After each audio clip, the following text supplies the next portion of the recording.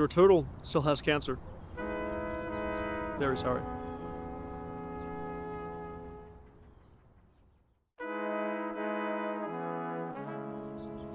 But he may still have a chance. Our top scientists have performed a longitudinal idiosyncratic analysis of the tumor, and unfortunately it seems it is still not good. Our top researchers from Panama, paired up with students from the Tuvalu Institute of Biomimicry, are working around the clock to find a solution to this problem.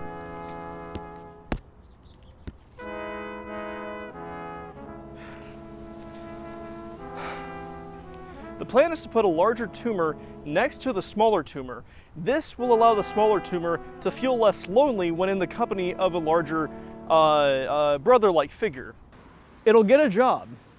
It'll get a Subaru. It'll get that mountain bike it's always wanted. It'll open up that cafe in that crappy building. It'll get its own place within the boundaries of Tower Grove, St. Louis, Missouri, 63116, here on Arsenal Street.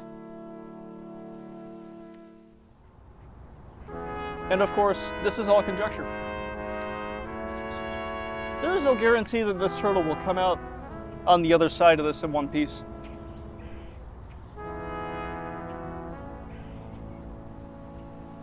But in either case, you will end up with two turtles.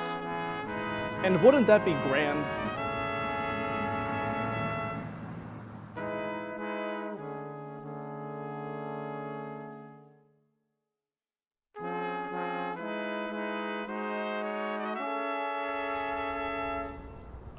The St. Louis Arch is actually just a prototype of the first Dyson bladeless fan.